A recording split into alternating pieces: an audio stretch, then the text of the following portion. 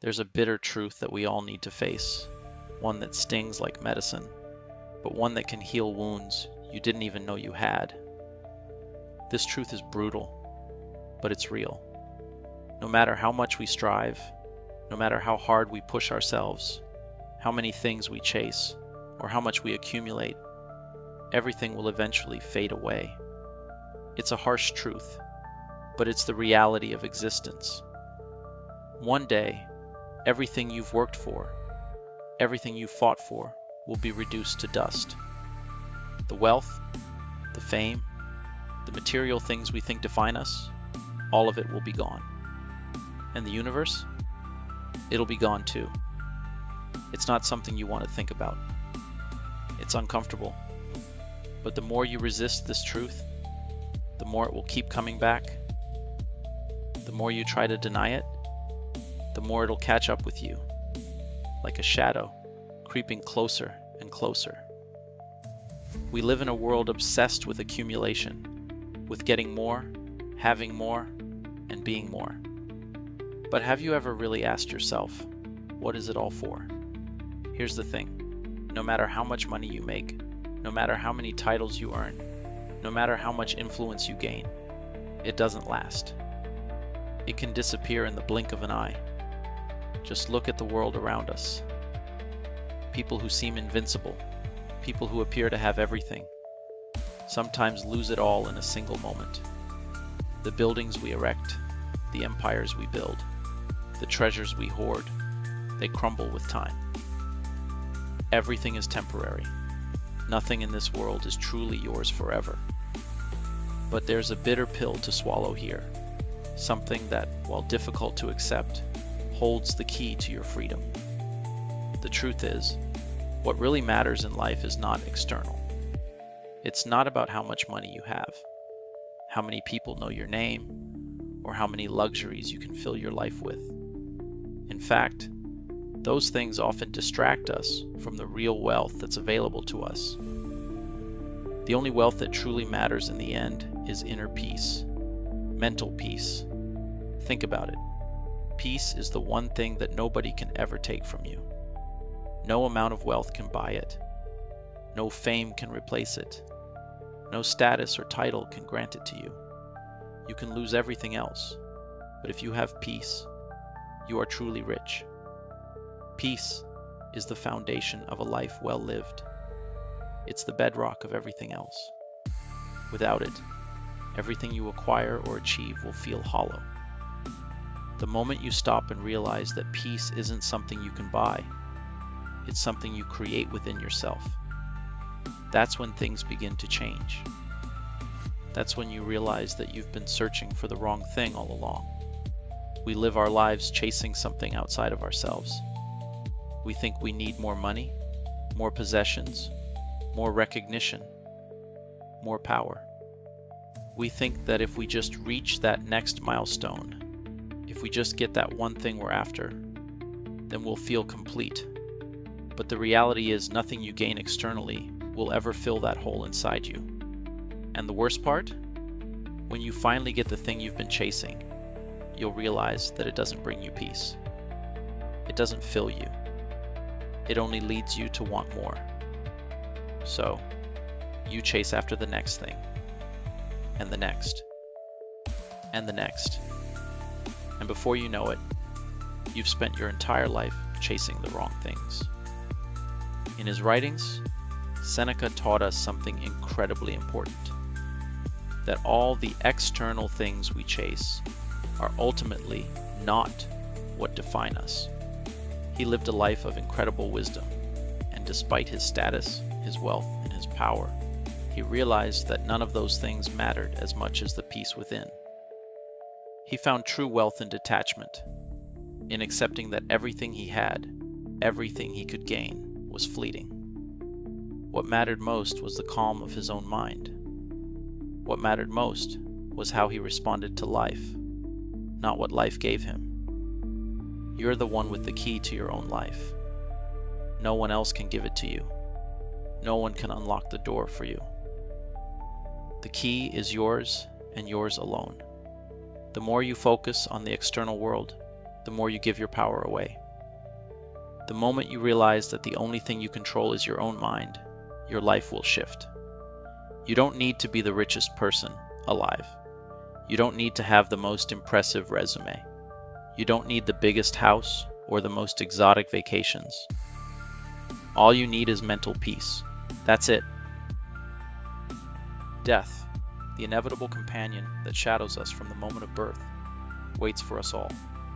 It is neither cruel nor kind. It is not a punishment or a release. It simply is. Death does not care if we are ready, if we have lived well, if we have loved deeply, or if we have achieved greatness. It comes for us all in the end. Death is the final reminder that no matter how much we struggle, no matter how hard we fight to find meaning or purpose, there will come a time when all that we have built, all that we have loved, will be erased. Our bodies will decay, our names will be forgotten, and the very memories of our existence will fade into nothingness. The universe, in its cold and indifferent expanse, will go on without us, as if we had never mattered. And yet death is not the end. It is simply a return to the same silence, the same void from which we came. In this cosmic emptiness, what is the point of our existence? What is the point of the pain we endure, the love we seek, the meaning we desperately try to create? If the universe itself is indifferent, if it will continue on regardless of what we do or what we hope for, why bother at all? Why seek to make something of our lives when everything seems destined to crumble, to fade into the blackness of time, to become part of the cosmic dust? We are but fleeting sparks in the endless dark, insignificant in the grand scale of things. Our lives are so brief in comparison to the vast age of the universe, our actions so small against the backdrop of time, that it seems impossible to find any lasting meaning or purpose. We live, we struggle, we create, and we love, but does it matter? In the end, do any of our lives matter at all? And yet, even in the face of this overwhelming indifference, there is something strange, something profound. For the truth of the universe's indifference, the reality that it does not care, does not bind us in chains. It frees us. The universe does not impose meaning upon us. It does not dictate how we must live, what we must value, or what we must strive for. It does not demand that we live by a certain code, that we follow a predetermined path, or that we find a single, universal purpose. Number. The universe simply exists, indifferent and silent, and in that silence, we are free. We are free to create meaning. We are free to define our purpose.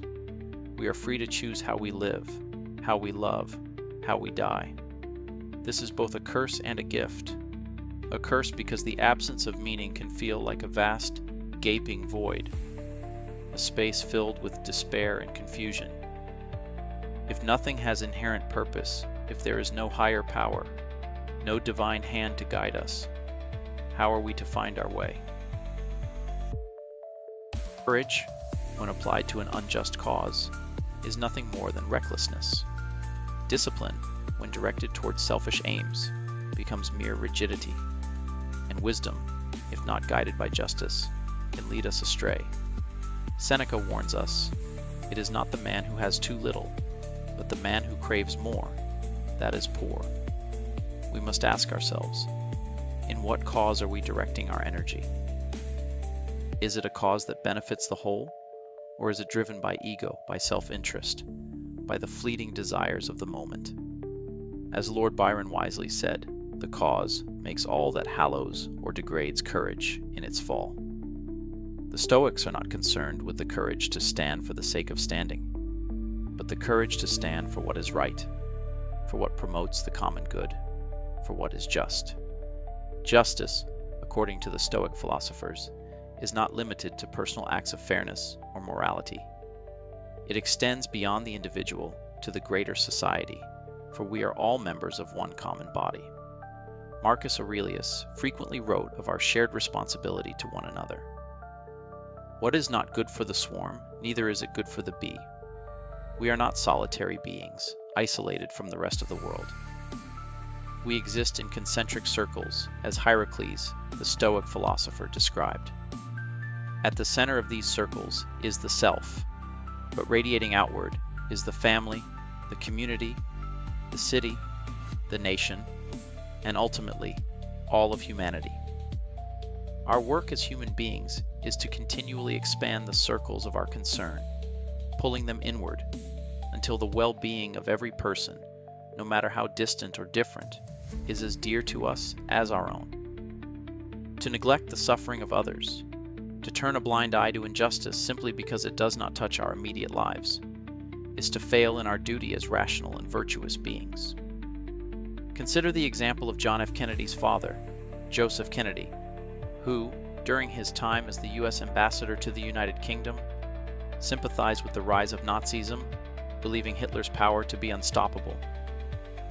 His inaction, his refusal to speak out against the horrors of the regime, became a moral stain that tainted his legacy. Kennedy's famous words, "The only thing necessary for the triumph of evil is for good men to do nothing," though often misquoted, resonate with a truth that echoes through the centuries. It is not enough to simply stand aside and claim neutrality in the face of moral crises. To do so is to fail in our duty to justice, to the common good, and to the higher virtues that bind us all. In these modern times, it is tempting to withdraw into our own lives, to focus solely on our personal affairs and ignore the broader issues that affect the collective. We may think that by remaining neutral, by choosing not to take sides, we can avoid conflict and preserve our peace.